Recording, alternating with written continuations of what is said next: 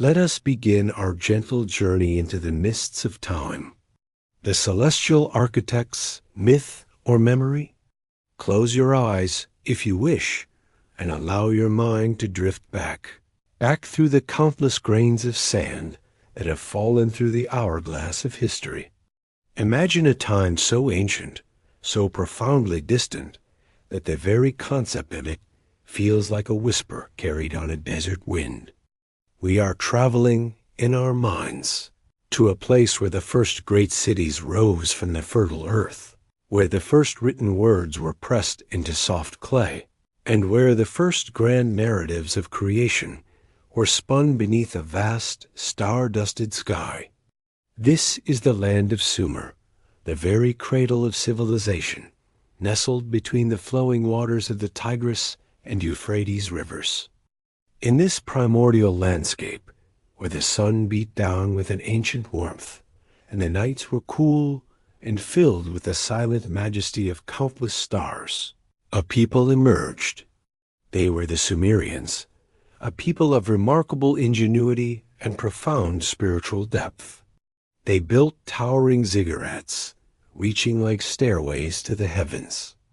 They developed intricate systems of irrigation, transforming arid plains into lush fields of grain.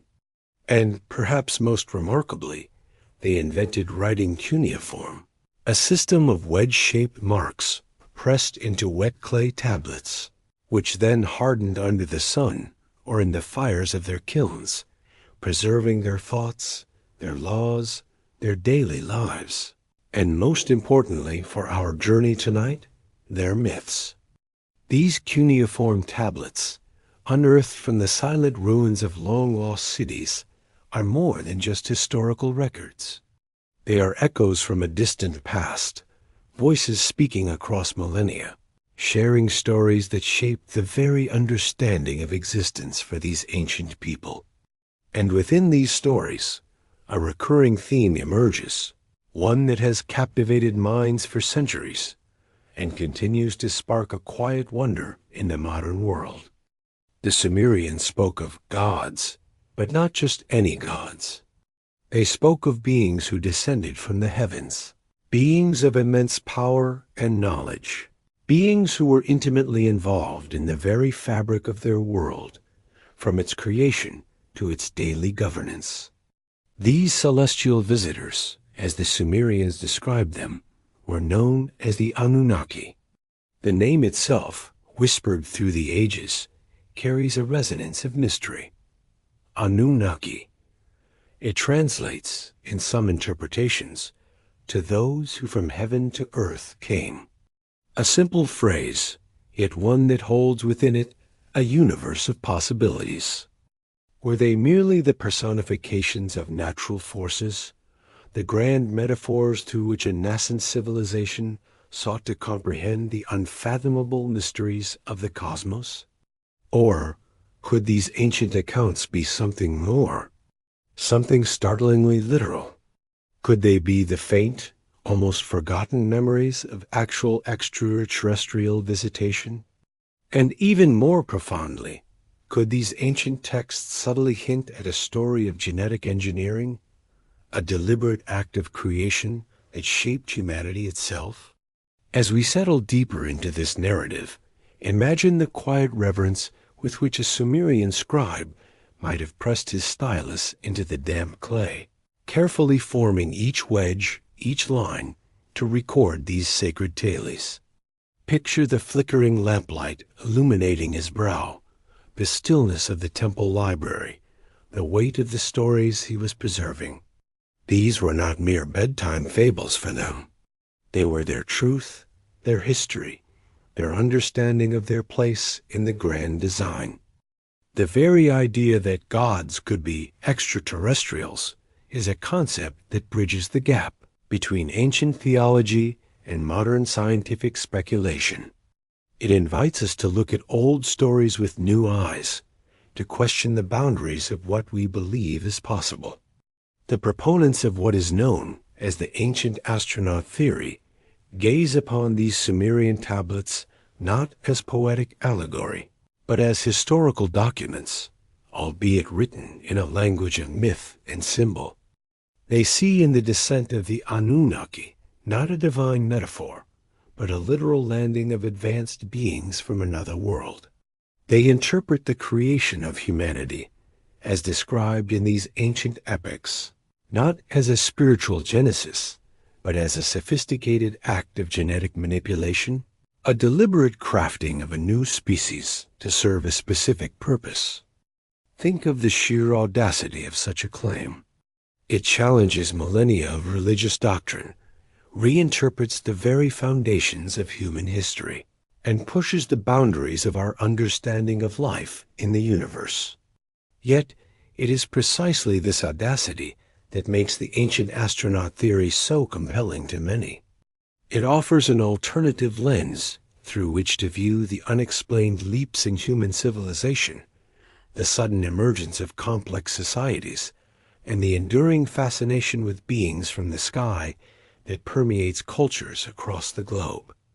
But this is not a journey into uncritical acceptance.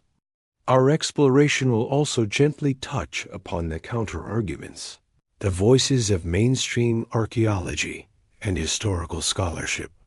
These voices, equally dedicated to understanding the past, approach these ancient texts with different tools and different interpretations.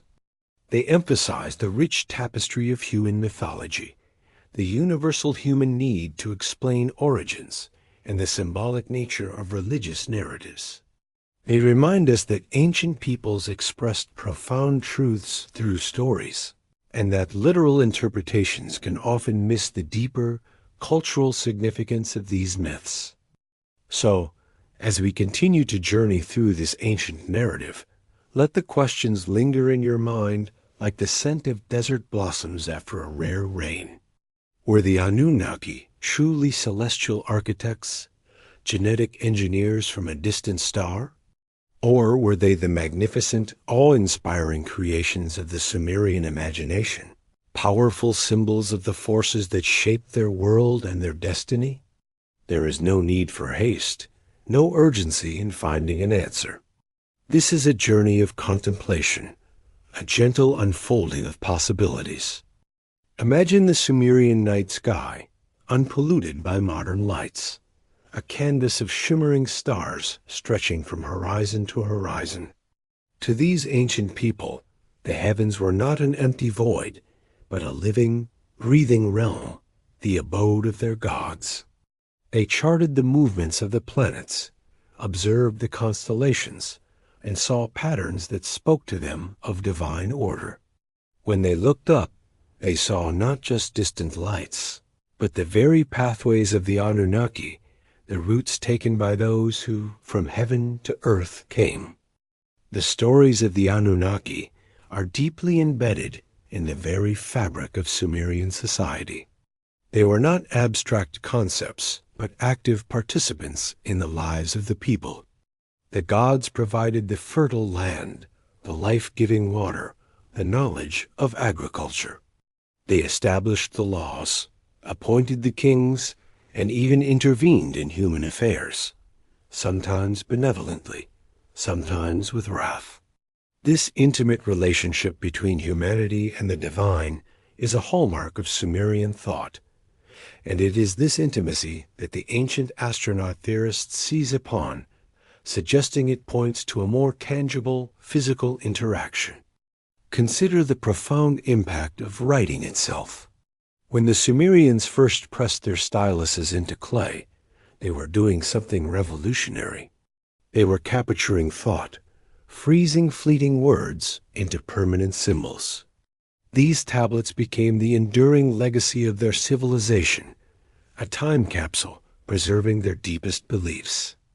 And among those beliefs, etched in the hardened clay, are the tales of the Anunnaki, waiting patiently for us to decipher their meaning, to ponder their implications. The beauty of these ancient narratives lies in their enduring power to provoke thought, to stir the imagination, and to connect us with the minds of people who lived thousands of years before us. Whether you lean towards a mythological interpretation or find yourself drawn to the tantalizing possibilities of an extraterrestrial connection, the stories of the Anunnaki invite us to explore the boundaries of our own understanding. They challenge us to consider what we know, what we believe, and what mysteries still lie hidden, waiting to be rediscovered in the silent echoes of the past. So, let us continue our quiet descent into this ancient world, allowing the narratives to unfold gently, like the slow, steady flow of the ancient rivers. We will explore the Sumerian accounts with a sense of wonder, then consider the bold interpretations of the ancient astronaut theory, and finally, listen to the measured perspectives of mainstream scholarship. Each step of this journey will be taken with a calm curiosity, a willingness to consider different viewpoints, and an appreciation for the enduring power of myth and the persistent human quest for understanding our origins. The air is still, the ancient dust settled. The cuneiform tablets rest, silent yet eloquent, holding their secrets close. And we, in our modern world, are invited to listen to their whispers, to ponder the profound question they pose. Were our gods merely myths, or were they, perhaps, the celestial architects of our very existence? Let this question gently guide us as we delve deeper into the heart of Sumerian lore. Chapter 2. The Sumerian Narrative, Gods from the Heavens. Let us now gently turn the page, moving deeper into the ancient tapestry of Sumer, to explore the very heart of their narratives, the stories of their gods, the Anunnaki. Imagine, if you will, the vast sun-drenched plains of Mesopotamia, a land cradled between two life-giving rivers, the Tigris and the Euphrates. These rivers, like veins of silver, snaked through the arid landscape, bringing with them the precious gift of water, transforming barren earth into a fertile crescent, a verdant ribbon where civilization first took root. It was here, in this bountiful land, that the Sumerians, with their remarkable ingenuity, learned to harness the power of these rivers. They dug intricate networks of canals, guiding the water to their fields, coaxing abundant harvests of barley and wheat from the soil. With full granaries, their communities flourished, growing from small settlements into magnificent city-states. Picture the rising walls of Eridu, the ancient whispers of Uruk, the grandeur of Ur, and the sacred aura of Nibiru. Each city was a universe unto itself, protected by its own patron deity, its skyline dominated by the towering ziggurat, a massive stepped pyramid built of sun-dried bricks, reaching towards the heavens, a tangible link between the earthly realm and the divine. Life in these cities was structured and purposeful. Priests and priestesses served in the grand temples, tending to the needs of the gods, interpreting their will, and performing elaborate rituals. Kings, believed to be chosen by the gods themselves, ruled with authority, overseeing justice and leading their people. Farmers toiled in the fields, their lives attuned to the rhythm of the seasons and the flow of the rivers. Artisans crafted beautiful pottery, intricate jewelry, and tools of bronze, each object reflecting the skill and artistry of a people deeply connected to their land and their beliefs. And then there was writing. The invention of cuneiform was not merely a technological leap, it was a revolution of the mind. Imagine the need for it, to keep records of the abundant harvests, to manage the complex temple economies, to codify laws, and to preserve the stories that defined their very existence.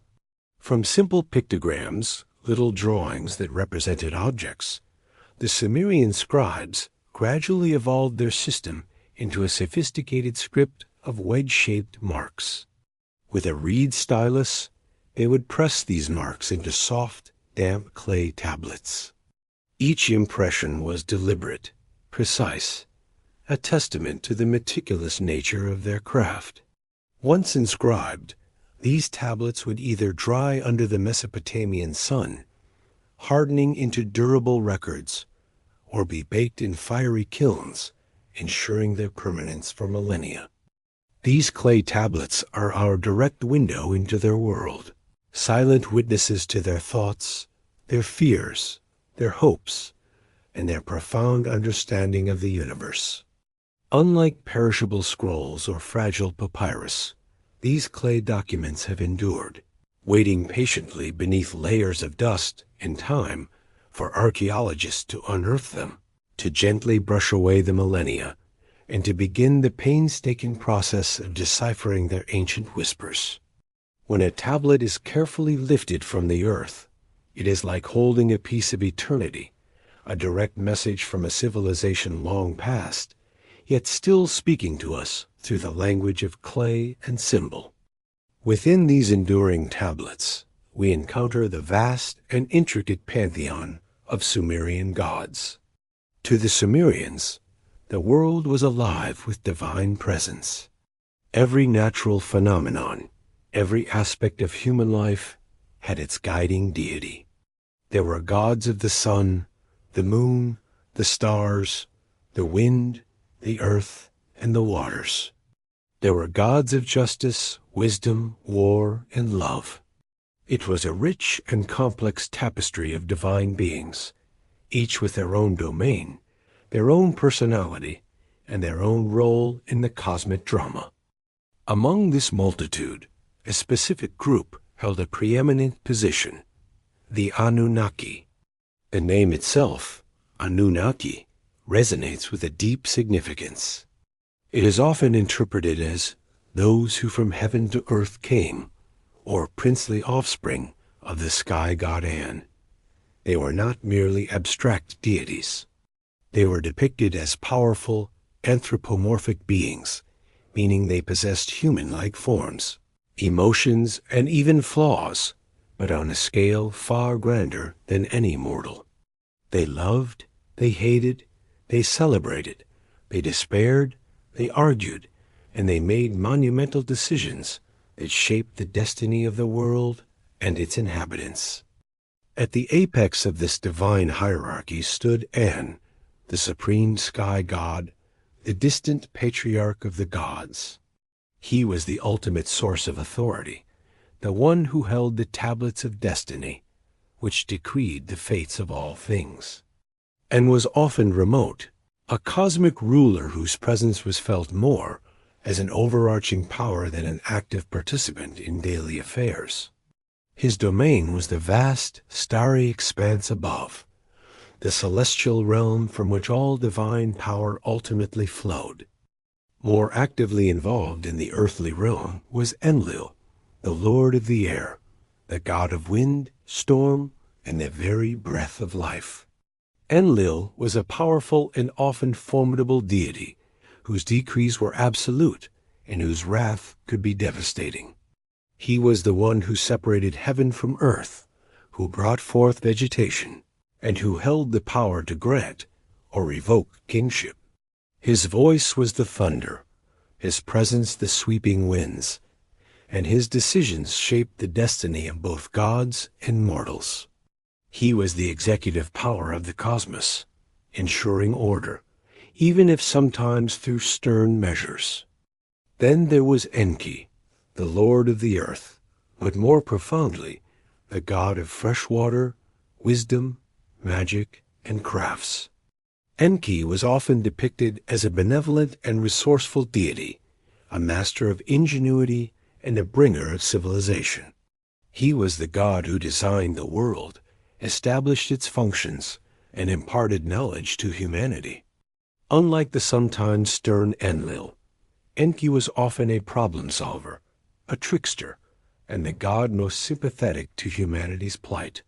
His domain was the Abzu, the freshwater abyss beneath the earth, a source of life and wisdom, and from this realm he often intervened to guide or assist mortals. And finally, Ninhursag, the mother goddess, also known as Ninti or Ninkarsid. She was the goddess of creation, fertility, and the very earth itself. Ninharsag was often depicted as a nurturing figure, the divine midwife who brought forth life.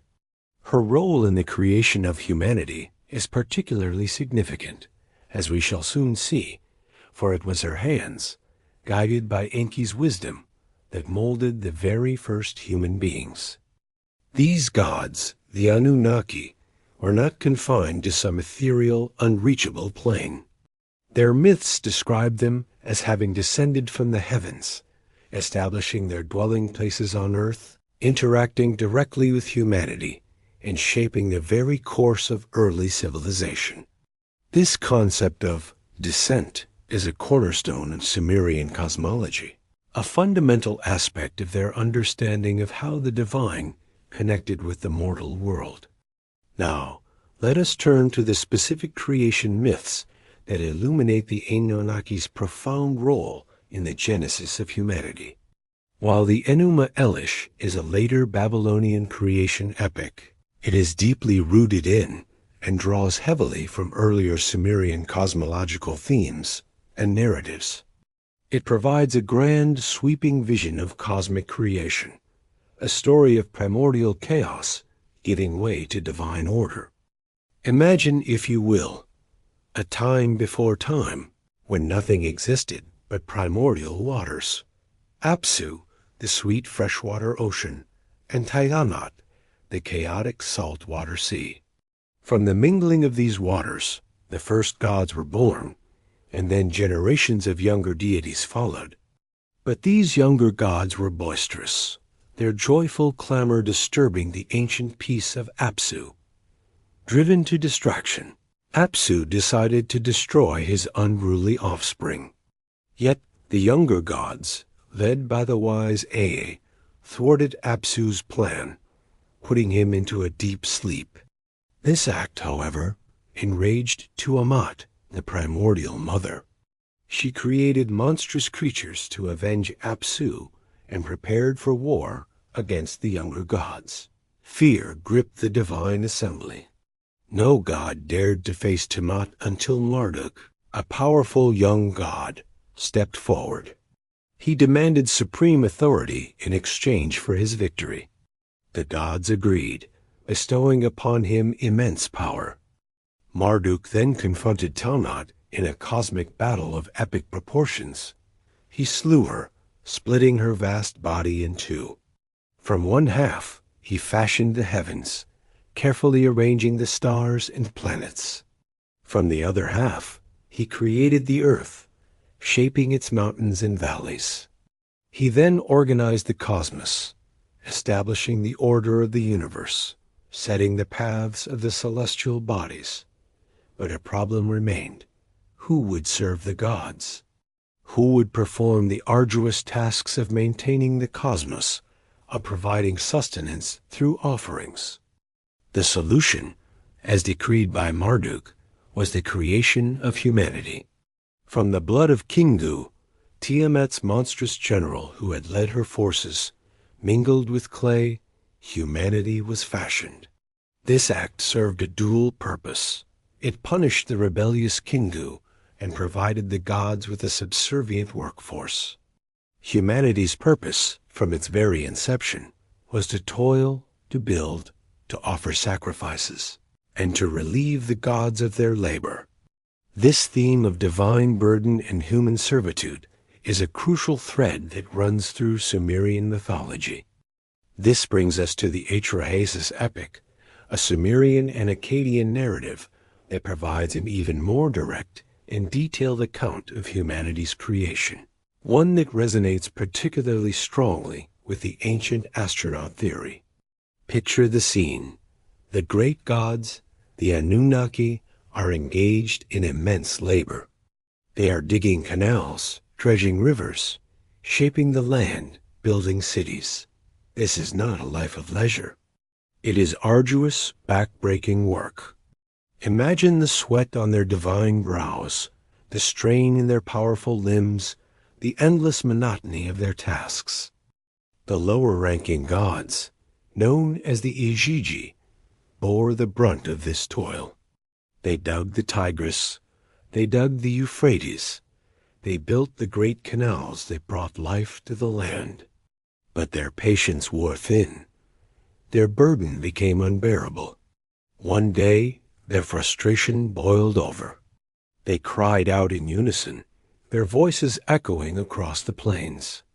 They set fire to their tools, their shovels and picks, and marched in protest towards the house of Enlil, the great lord of the air, demanding relief from their endless servitude. Enlil, enraged by this rebellion, initially wanted to punish them severely. But the wise Enki, ever the mediator and problem solver, offered an alternative. He proposed a radical solution. Let us create a Lulu Emlu, a primitive worker, a human being, to bear the yoke of the gods, to take over their toil. The idea was presented to the great council of the Anunnaki. After much deliberation, they agreed. The process of creation, as described in Atra-Hasis, is fascinating and central to our inquiry. A god had to be sacrificed. The chosen deity, often identified as Wi-Ilu or Geshtui, was slain. His flesh and blood were then mixed with clay. This mixture, imbued with divine essence, was then molded by the hands of the mother goddess Ninursag. She worked in a birth house, a sacred chamber, and with the assistance of 14 other birth goddesses, she shaped the first human beings. 7 males and 7 females were created, the progenitors of all humanity. The purpose of this creation was explicit.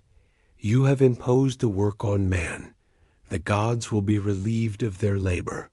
Humanity was born into servitude, designed to serve the divine, to provide them with food, drink, and comfort through offerings and worship. The divine blood, mixed with the clay, was not merely symbolic. It was the very spark of life, the essence that gave humans their intelligence, their ability to understand the God's will, and their capacity for work. It was the genetic blueprint, if you will, that made them suitable for their intended purpose. Beyond these grand creation epics, other Sumerian texts subtly reinforce the Anunnaki's role as the architects of civilization. The Sumerian king list, for instance, speaks of kingship descending from heaven after the great flood, implying a divine origin for their rulers and their system of governance. The Anunnaki are repeatedly depicted as the bringers of knowledge, the teachers of humanity. They taught the Sumerians how to cultivate the land more efficiently, how to irrigate their fields, how to smelt metals, how to build their magnificent cities, and how to organize their societies with laws and justice. They were the source of all wisdom, the guiding hand that propelled humanity from a primitive state to the dawn of civilization. Imagine the profound impact of these stories on the Sumerian mind. Their gods were not distant, unknowable forces, but active participants in their history, their very creators. The temples were not just places of worship. They were the earthly homes of these divine beings, places where the veil between the human and the divine was thin. Every aspect of their lives, from the planting of a seed to the crowning of a king, was understood through the lens of the Anunnaki's will and their ongoing involvement in the world. As the sun sets over the ancient Mesopotamian plains, casting long shadows across the silent ruins of ziggurats and city walls, we can almost hear the soft murmur of the ancient rivers, carrying the whispers of these profound tales. The Sumerian narrative, etched in clay, speaks of gods who descended, who toiled, who created, and who guided. It is a narrative rich with symbolism, yet strikingly literal in its depiction of divine intervention. And it is this very literalness that forms the foundation for the next part of our journey, as we explore how these ancient whispers are interpreted by those who believe our gods were, in fact, visitors from the stars. Let these ancient stories settle gently in your mind. The descriptions of the Fertile Crescent, the rise of the cities, the meticulous scribes, and the powerful, anthropomorphic Anunnaki. Allow the imagery of the gods toiling, their rebellion, and the subsequent creation of humanity from divine essence and clay to resonate. This is the foundation, the ancient record, upon which much speculation has been built. We have laid the groundwork, and now, with this understanding of the Sumerian narrative, we are ready to consider the bold and often controversial interpretations that suggest a truth far stranger than myth. Chapter 3. The Ancient Astronaut Theory. Zecharia Sitchin's Interpretation.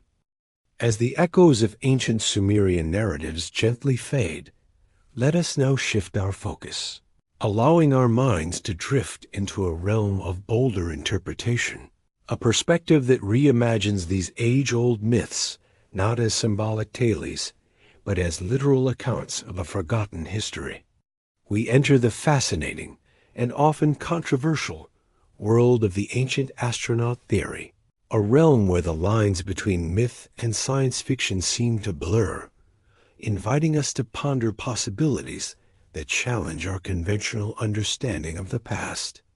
At the heart of this theory, particularly in relation to the Anunnaki, stands a figure whose work has profoundly shaped this modern discourse, Zecharia Sitchin. Imagine a scholar, deeply immersed in ancient languages, poring over cuneiform tablets, not just translating words, but seeking a hidden, literal truth within their ancient script. Sitchin, born in Russia and educated in Palestine and London, dedicated his life to the study of ancient Near Eastern archaeology and languages.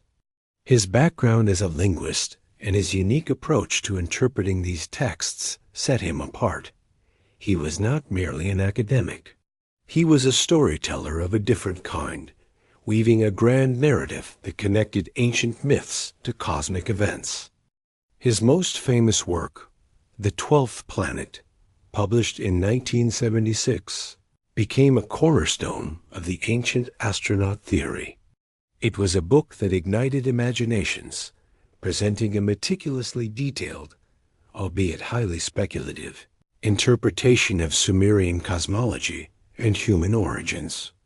Sitchin claimed a unique ability to translate Sumerian cuneiform independently, asserting that he could discern nuances and meanings that mainstream scholars had overlooked. This claim, as we shall gently explore later, is a significant point of contention. But for now, let us simply allow his interpretation to unfold, like a scroll revealing a hidden drawing.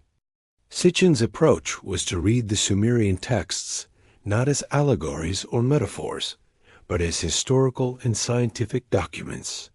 He believed that the ancient scribes were recording actual events, albeit using the language and concepts available to them at the time.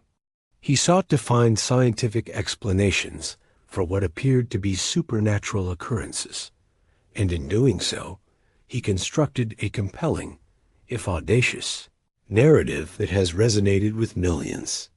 His interpretations invite us to consider the possibility that the gods of ancient Sumer were not divine beings in the traditional sense, but highly advanced extraterrestrials.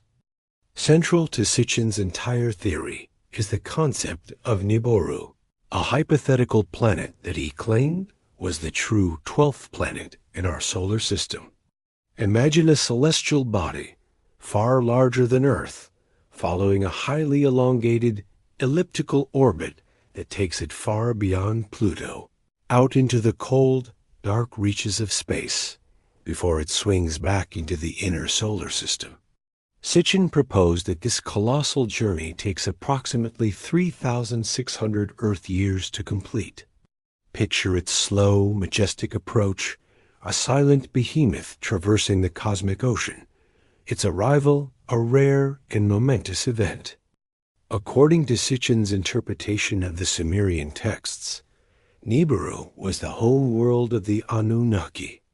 He suggested that their planet faced an existential crisis. Its atmosphere was slowly depleting, threatening the very survival of their civilization. To repair their ailing atmosphere, the Anunnaki needed a specific element, gold. Imagine their advanced scientific minds, calculating, searching, finally pinpointing a planet rich in this precious metal. A planet far from their dying world. That planet, Sitchin asserted, was Earth. So the Anunnaki embarked on a monumental journey, traveling across vast interstellar distances to reach our world.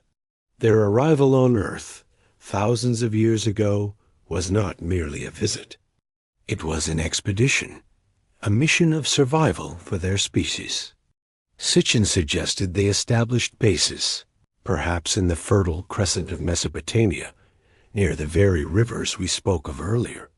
This arrival, he argued, is what the Sumerians recorded as the descent from heaven, not a spiritual manifestation, but a literal landing of sophisticated spacecraft, bringing beings from another world to our planet. Now, let us turn to the most captivating, and perhaps most controversial, aspect of Sitchin's theory, the genetic engineering and the creation of humanity. Revisit the Atra-Hasis epic, the story of the gods' toiling, their weariness, and the rebellion of the Aegea. Sitchin reinterprets this ancient narrative through a scientific lens. The Aegei, he suggests, were not merely lower-ranking gods in a divine hierarchy, but perhaps the Anunnaki's labor force, their miners, tasked with the arduous work of extracting gold from Earth's crust. Imagine their frustration, their exhaustion, the sheer physical toll of their work, culminating in a labor strike, a mutiny against their superiors. Faced with this crisis, the leading Anunnaki, particularly the wise Enki and the nurturing Ninhursag, are reimagined as brilliant alien scientists, geneticists of unparalleled skill. Their challenge: to create a new species, a primitive worker, capable of performing the manual labor that the Anunnaki themselves found too burdensome. Sitchin proposed that they did not create humanity from scratch. Instead, they took existing hominids, early human ancestors like Homo erectus or perhaps Neanderthals, and through advanced genetic manipulation, upgraded them. Picture Enki and Ninhursag in what the Sumerians called the birth house, but which Sitchin interprets as a sophisticated genetic laboratory. The divine blood of the sacrificed god, Wi-Ilu or Gestui, is not merely symbolic. Sitchin posits it was the actual DNA of the Anunnaki, their genetic material. This alien DNA was then combined with the clay, which he interprets as the genetic material of the indigenous hominids. Imagine the delicate process, the precise blending of genetic codes, the careful crafting of a new being. The result of this extraordinary experiment was Homo sapiens, the Adamu, as the Sumerians called them, a hybrid species, intelligent enough to understand commands, capable of complex labor, yet inherently subservient to their creators. This act, in Sitchin's view, explains the sudden and seemingly inexplicable leap in human evolution, the so-called missing link in the fossil record. Humanity, according to this theory, was not merely a product of slow, natural evolution, but a deliberately designed species, engineered for a specific purpose: to serve the Anunnaki, to mine their gold, and to provide them with sustenance through agriculture and offerings. The implications of this interpretation are profound. If true, it means that humanity's origins are not solely terrestrial, but cosmic. It suggests that our intelligence, our capacity for civilization, and perhaps even our inherent drive to explore the stars, are legacies of our extraterrestrial creators. It transforms ancient myths into a hidden history, a secret chapter in the story of life on Earth. Beyond the creation narrative, proponents of the ancient astronaut theory cite various forms of evidence from ancient texts and artifacts, interpreting them through this extraterrestrial lens. Consider the descriptions found in Sumerian and other ancient texts. Sky boats that traverse the heavens, fire-breathing dragons that soar through the air, winged discs that hover above the landscape, or celestial chariots that carry the gods. Sitchin and his followers interpret these not as fantastical beasts or poetic metaphors, but as ancient attempts to describe advanced spacecraft, landing craft, or aerial vehicles. Imagine a primitive human witnessing a metallic craft descending from the sky, emitting fire or smoke, and how they might describe such an event using the only language and concepts available to them: a fire-breathing dragon or a sky boat. Look at the ancient Sumerian cylinder seals and carvings.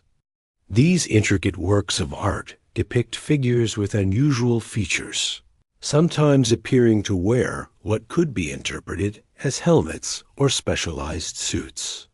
Some seals show celestial bodies, and Sitchin famously interpreted one particular seal as depicting our solar system with an additional large planet, Nibiru, beyond Pluto. While mainstream scholars identify these celestial bodies as stars or constellations, ancient astronaut theorists see a precise astronomical map, far beyond what ancient humans should have known. The tablets of destiny held by An, often described as determining fates, are reinterpreted as advanced data storage devices or control panels holding the operational instructions for the universe. Then there is the issue of advanced knowledge. The Sumerians demonstrated an astonishing understanding of astronomy, mathematics, and engineering for their time. They developed the sexagesimal number system, still used in our timekeeping and angular measurements. Their astronomical observations were remarkably precise, and Sitchin claimed they knew about all the planets in our solar system, including those beyond Saturn, long before modern telescopes discovered them. This sudden emergence of complex knowledge, writing, irrigation techniques, metallurgy, city planning, sophisticated legal systems, is seen by ancient astronaut theorists as too rapid, too advanced for a nascent civilization. Their explanation? This knowledge was not independently developed, but gifted by the Anunnaki, who jump-started human civilization. The Sumerian concept of Memi, divine decrees or powers that govern civilization, are interpreted as technological or scientific instructions passed down from the Anunnaki to ensure the proper functioning of society. Furthermore, ancient astronaut proponents point to unexplained structures and artifacts found across the globe. While not exclusively Sumerian, these examples are often woven into the broader narrative of alien intervention. Think of the incredible precision of the Giza pyramids in Egypt, or the massive, perfectly cut megalithic stones at Baalbek in Lebanon, some weighing over 1,000 tons, placed with an accuracy that defies conventional ancient construction methods. How could primitive societies, without modern tools or engineering knowledge, achieve such feats? The answer, for ancient astronaut theorists, lies in the assistance of advanced extraterrestrial technology. Even seemingly minor, out-of-place artifacts, like the Baghdad battery, are presented as remnants of advanced technology left behind by the Anunnaki or their descendants. The very mystery of humanity's missing link in the evolutionary chain is also addressed by Sitchin's theory. the sudden appearance of Homo sapiens with our unique cognitive abilities, capacity for abstract thought, complex language, and artistic expression, seems to represent a significant leap from our hominid predecessors. If natural evolution is a gradual process, ancient astronaut theorists ask, what explains this sudden acceleration? Sitchin's answer provides a compelling, if controversial, explanation. A deliberate genetic intervention by the Anunnaki, creating a hybrid species that combined their advanced intellect with the physical form of early hominids. Finally, the widespread presence of global flood narratives across diverse ancient cultures, including the prominent Sumerian flood story, is often cited. Sitchin interpreted this not as a localized event or a mere myth, but as a literal, catastrophic global deluge, perhaps triggered by the gravitational effects of Nibiru's close passage to Earth. In his narrative, certain Anunnaki, sympathetic to humanity, warned selected individuals to build an ark, thus preserving a remnant of humanity from the impending disaster. This act of warning is seen as further evidence of the Anunnaki's direct involvement in human affairs, acting as overseers and sometimes saviors. As these interpretations unfold, allow your mind to gently consider the sheer scope of this theory. It offers a unified explanation for many ancient mysteries, from the origins of humanity to the sudden rise of civilization and the presence of advanced knowledge in ancient cultures. It paints a picture of a universe teeming with life, where our own planet has been visited and perhaps even engineered by beings from beyond the stars. The proponents of this theory invite us to look at the silent ancient stones and the faded cuneiform marks with a sense of wonder and a willingness to question. They suggest that the stories our ancestors told were not just tales of gods, but veiled accounts of visitors, of technology, and of a cosmic connection that shaped our very being. It is a narrative that appeals to a deep-seated human curiosity about our origins and our place in the vast universe. As the quiet hours of the night deepen and the stars continue their silent journey across the sky, let the ideas of Nibiru, of gold mining aliens, and of genetic engineering gently swirl in your thoughts. This is the compelling, often provocative vision offered by Zecharia Sitchin in the ancient astronaut theory. It is a vision that transforms the gods of Sumer into celestial visitors, leaving us to ponder the profound implications, if even a fraction of it were true. We have now explored this bold interpretation, and in our next chapter, we will gently turn to the counter-arguments, the voices of mainstream scholarship that offer a different, yet equally profound understanding of these ancient myths. Chapter 4. Mainstream Archaeology and Scholarly Counter-Arguments. As we gently drift from the captivating interpretations of the ancient astronaut theory, let us now allow our minds to settle into a different perspective, one offered by the quiet, meticulous work of mainstream archaeology, history, and linguistics.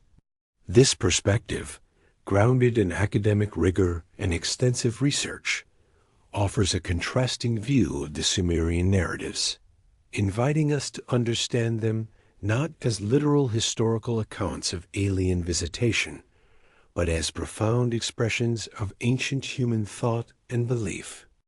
Imagine, if you will, the patient work of archaeologists, carefully excavating layers of earth, unearthing fragments of pottery, ancient tools, and the very same cuneiform tablets that sparked our journey. Picture the linguists and Assyriologists spending years, even decades, mastering the intricacies of Sumerian and Akkadian, deciphering every wedge mark, every nuance of meaning, to reconstruct the ancient world from its own words. Their approach is one of deep respect for the ancient cultures themselves, seeking to understand their worldview on its own terms, rather than imposing modern interpretations upon it. From this scholarly vantage point, the Sumerian texts are understood as complex religious and mythological narratives, not as historical records of alien encounters. They are seen as the rich tapestry of stories that ancient peoples wove to make sense of their world, to explain the inexplicable, and to connect with the divine. Think of the universal human need to understand origins. Where did we come from? How did the world begin? Why do we suffer? Myths in every culture serve as answers to these fundamental questions. The purpose of these myths, therefore, was multifaceted and deeply significant to ancient Sumerian society. They sought to explain the origins of the cosmos, humanity, and natural phenomena. The Enuma Elish, for example, beautifully describes the emergence of order from primordial chaos, giving meaning to the vast, swirling forces of the universe. The Atra-Hasis epic, rather than a literal genetic experiment, provides a powerful explanation for human suffering, the necessity of labor, and humanity's inherent connection to the divine through its very creation. These stories provided a framework for understanding floods, droughts, the changing seasons, and the very cycle of life and death.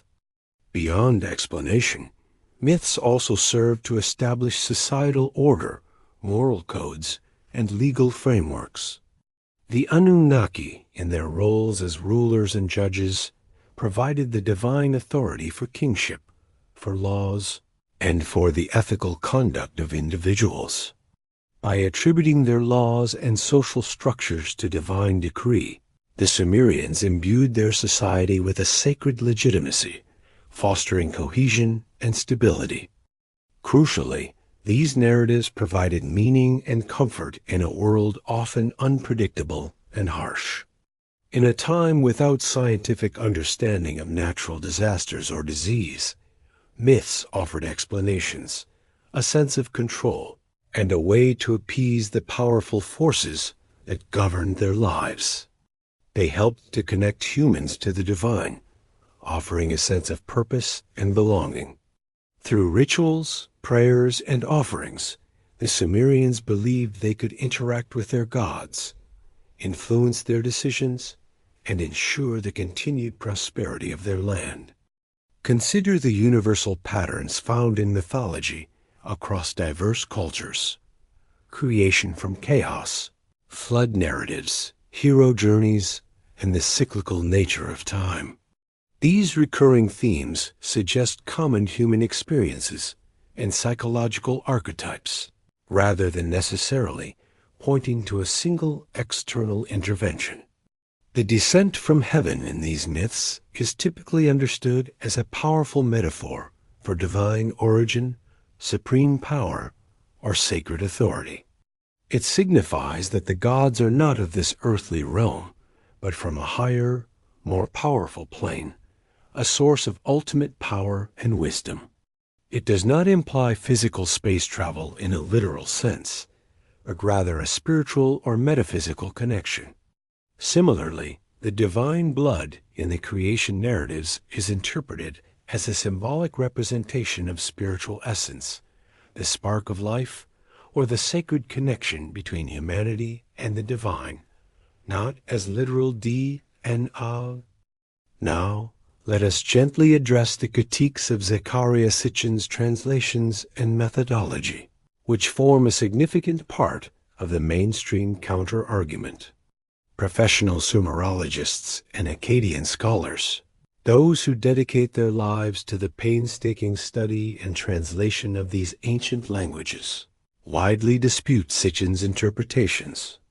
One of the primary criticisms revolves around linguistic inaccuracies. Scholars argue that Sitchin frequently misinterprets specific words or phrases, often taking them out of their established linguistic context. He is accused of ignoring grammatical rules, misapplying meanings, or using outdated or incorrect lexicons. For example, A Sumerian word that might simply mean bright or shining in its conventional usage might be interpreted by Sitchin as a reference to a rocket or flame-emitting vehicle, stretching the meaning far beyond its accepted scholarly understanding. The meticulous work of translation requires a deep understanding of not just individual words, but also the cultural nuances, idioms, and literary conventions of the time. Sitchin's critics argue that he often lacks this comprehensive understanding, leading to strained and unsupportable readings of the texts. Furthermore, Sitchin is frequently accused of lack of context. He often extracts isolated passages or lines from lengthy epics, presenting them as standalone evidence, without considering their broader mythological, cultural, and historical context. Ancient myths are not fragmented pieces of information. They are part of a larger, interconnected religious and literary system. Isolating lines distorts their original meaning and purpose. For instance, a description of a god flying might be part of a poetic hymn celebrating their divine power, not a literal flight log. By ignoring the literary conventions of ancient epic poetry and religious texts, Sitchin's interpretations are seen as fundamentally misrepresenting the original intent of the Sumerian scribes. This leads to the charge of cherry-picking evidence.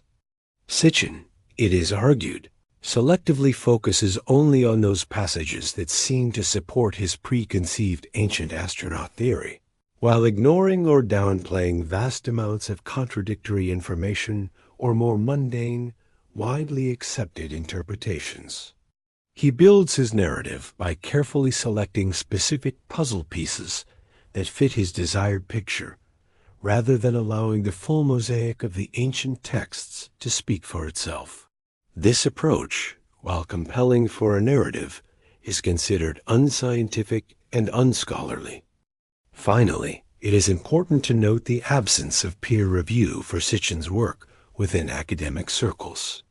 His theories are not accepted within mainstream Assyriology, archaeology, or ancient history departments.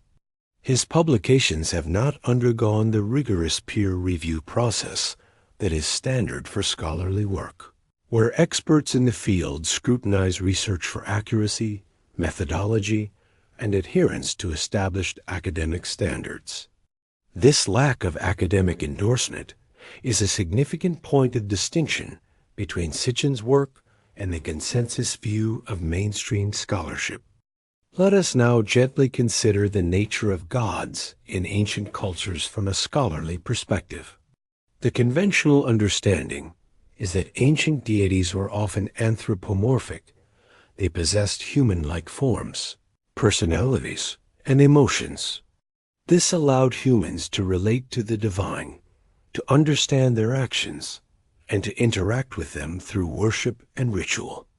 A storm god might embody the unpredictable power of nature, while a wisdom god might personify the human quest for knowledge.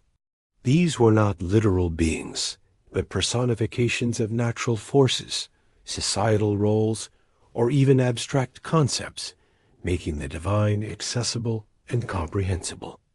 The concept of descent from the heavens is, as mentioned, a pervasive and powerful metaphor across many ancient cultures. It signifies the divine origin or supreme power of the gods. It means they are not born of the earth like mortals, but come from a higher sacred realm, endowing them with authority and majesty. It is a way to express their transcendence and their ultimate source of power, rather than implying a physical journey through space.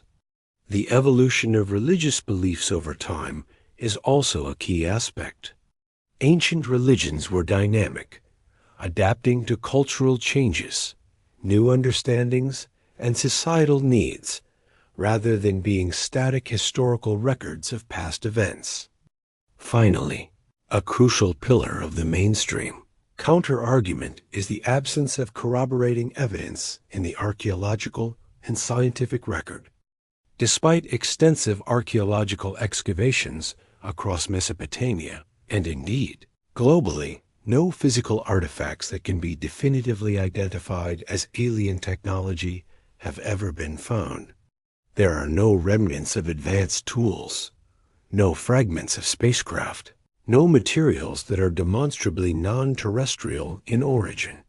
If the Anunnaki were here, mining gold with advanced technology, one would expect to find some tangible trace of their presence beyond the interpretations of ancient texts. Similarly, there is a complete absence of non-human remains or genetic evidence of hybrid human-alien beings.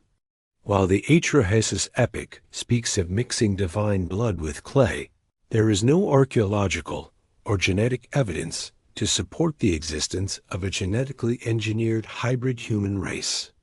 The scientific understanding of human evolution, supported by a vast fossil record and genetic studies, provides a comprehensive explanation for the development of Homo sapiens from earlier hominids, without the need for external genetic intervention. The idea of a missing link is a popular simplification. Evolutionary biology has identified numerous transitional fossils that demonstrate the gradual progression of human lineage. What Sitchin and others interpret as clear depictions of spacecraft or astronauts on cylinder seals and carvings are widely seen by scholars as symbolic representations of deities, celestial bodies, or mythological creatures. Ancient art often uses symbolism in stylized forms to convey complex religious and cosmological ideas. A winged disk is commonly understood as a symbol of the sun or a deity associated with the heavens, not a literal flying saucer. Furthermore, the scientific implausibility of Nibiru, as described by Sitchin, is a major point of contention for astronomers. A planet with such a highly elongated orbit, bringing it periodically into the inner solar system, would have been observed by modern astronomy.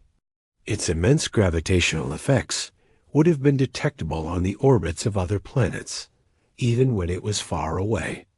No such planet has been found, and its existence with a stable orbit as described is considered highly improbable according to current astrophysical models. The advanced knowledge attributed to the Anunnaki, such as Sumerian achievements in writing, mathematics, and astronomy, are seen by scholars as products of gradual human innovation, observation, and necessity. The need for efficient record-keeping in a complex society naturally led to the development of writing. The demands of agriculture and irrigation spurred advancements in engineering and mathematics. Observing the heavens for agricultural cycles and religious purposes naturally led to sophisticated astronomical knowledge. These were logical developments for a burgeoning civilization, not necessarily evidence of external instruction.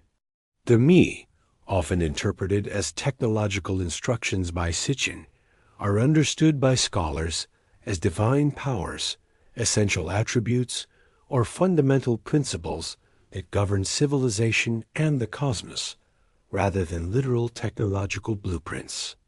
Finally, the reinterpretation of out-of-place artifacts and the precision of ancient construction are also addressed. The Baghdad Battery, for instance, is widely considered by archaeologists to be a container for sacred scrolls or a storage vessel, not an ancient electrical device. The incredible precision seen in ancient construction, such as the pyramids of Egypt or the megalithic stones of Baalbek, is attributed to sophisticated human engineering, ingenious organizational skills, long-term planning, and the sheer dedication of vast workforces, rather than alien intervention. Scholars have proposed plausible methods for their construction, even if some aspects remain subjects of ongoing research and debate. As the night deepens and the quiet contemplation continues, allow these scholarly perspectives to gently settle in your mind. They offer a powerful and evidence-based understanding of ancient Sumer, its people, and their profound myths. While less dramatic than the notion of alien gods, this view emphasizes the remarkable ingenuity, spiritual depth, and complex cultural achievements of humanity itself. It reminds us that the stories of the Anunnaki, whether literal or symbolic, are a testament to the enduring human quest for meaning and understanding in a vast and mysterious universe. We have now explored both sides of this intriguing coin, and in our concluding chapter, we will gently bring these threads together, leaving you with the enduring question that continues to echo from the silent stones of Sumer. Chapter 5. Conclusion. The enduring question.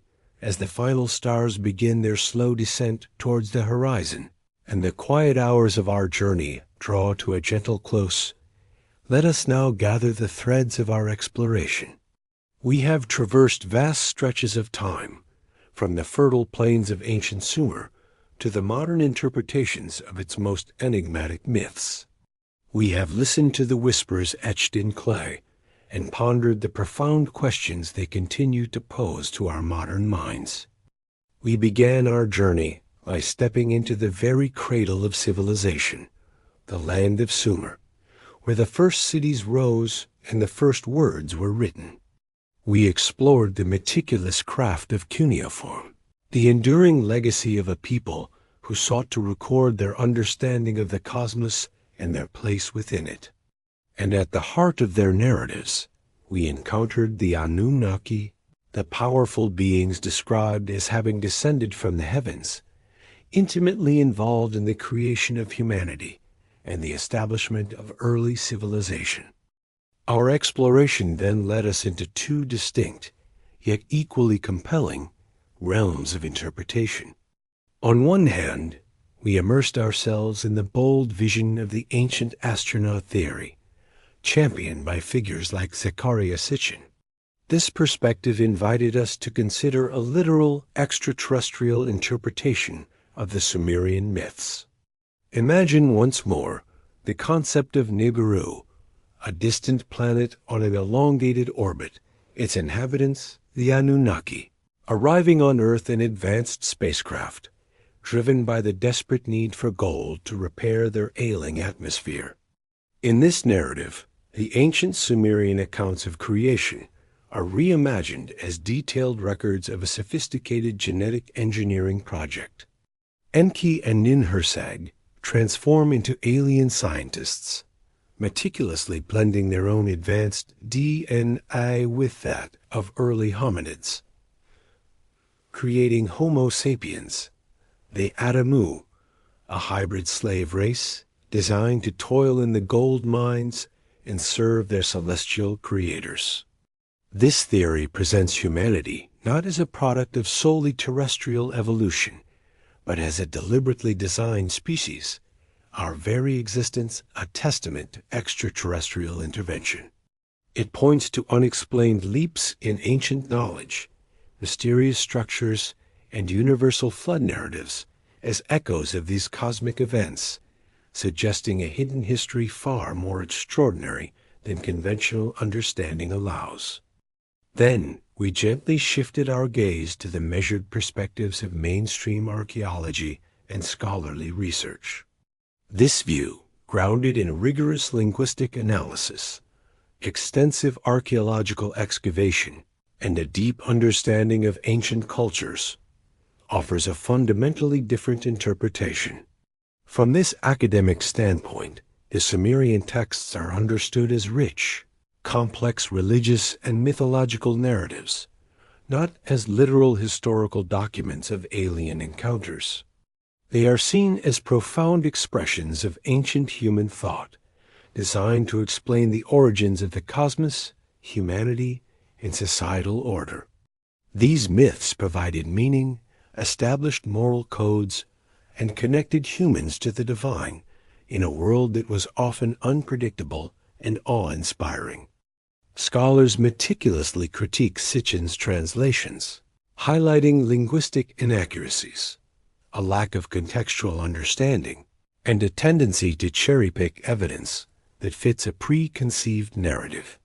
They emphasize that the descent from heaven is a powerful metaphor for divine origin and supreme power, not physical space travel. The divine blood is understood as a symbolic representation of spiritual essence, not alien DNA. Furthermore, mainstream archaeology points to the compelling absence of corroborating physical evidence. No alien technology, no non-human remains, no clear depictions of spacecraft that stand up to scrutiny. The scientific implausibility of Nibiru, as described, is also a significant counter-argument from the field of astronomy. From this perspective, the remarkable achievements of Sumerian civilization, their writing, mathematics, and engineering are celebrated as testaments to human ingenuity, observation, and gradual development, rather than external gifts from advanced beings. So, as we bring our journey to its quiet close, we are left with the enduring, profound question that has guided our exploration. Were the Anunnaki and the Sumerian creation myths a reflection of myth, metaphor, or memory? Is it simply myth? Are these purely imaginative stories, born from the creative spirit of an ancient people seeking to understand their world? If so, their beauty and power as narratives remain undiminished. They are testaments to the human capacity for storytelling, for weaving grand tales that explain the inexplicable, that provide comfort in the face of the unknown, and that bind communities together through shared belief. The Sumerian pantheon, in this light, becomes a magnificent creation of the human mind, a reflection of their deepest fears, hopes, and aspirations. The gods are personifications of the forces they observed in nature, the life-giving rivers, the destructive storms, the nurturing earth, the distant stars. Their conflicts and triumphs mirror the human experience, scaled to a cosmic level. This interpretation celebrates the rich tapestry of human mythology, recognizing its profound cultural and spiritual significance, even if it does not point to literal historical events. Or are these stories metaphor? Do they contain deeper truths, expressed symbolically rather than literally? Perhaps the descent from heaven is a metaphor for divine inspiration, a spiritual awakening, or the sudden influx of knowledge that propelled humanity forward. The creation from clay and divine blood could be a profound metaphor for humanity's dual nature, connected to the earthly realm, yet imbued with a spark of the divine, a spiritual essence that sets us apart. The Anunnaki, then, might represent archetypal forces, aspects of the human psyche, or the very principles that govern the cosmos. In this view, the myths are not falsehoods, but profound allegories, rich with symbolic meaning, inviting contemplation and spiritual insight. They speak to universal human experiences and philosophical questions, transcending the literal to convey deeper wisdom about existence, purpose, and our relationship with the unseen world. Or is it, tantalizingly, memory? Could these ancient narratives, distorted and embellished over millennia, be faint echoes of actual encounters? Could the gods have been flesh and blood beings, albeit from another world, whose advanced technology and knowledge were so far beyond Sumerian comprehension that they could only be described in the language of divinity? This is where the ancient astronaut theory finds its footing, suggesting that the core events, their arrival, the intervention, the imparting of knowledge, were real, even if the details became mythologized over time. If this were true, it would fundamentally reshape our understanding of human origins, our place in the universe, and the very nature of consciousness. It would mean that the ancient whispers from Sumer are not just stories, but a forgotten history, waiting to be fully deciphered. As the last vestiges of night give way to the soft glow of dawn, and the world prepares to awaken, allow these possibilities to gently swirl in your mind. The Sumerian tablets, silent yet eloquent, continue to fascinate us, prompting us to ponder the origins of humanity and the mysteries that still surround our ancient past. Whether you lean towards a mythological understanding, a symbolic interpretation, or the tantalizing possibility of extraterrestrial visitation, the stories of the Anunnaki invite us to engage with the profound questions of our existence. The journey of understanding is ongoing. The silent stones of Sumer, the intricate marks on the clay tablets, and the vast, stardusted cosmos above continue to hold their secrets.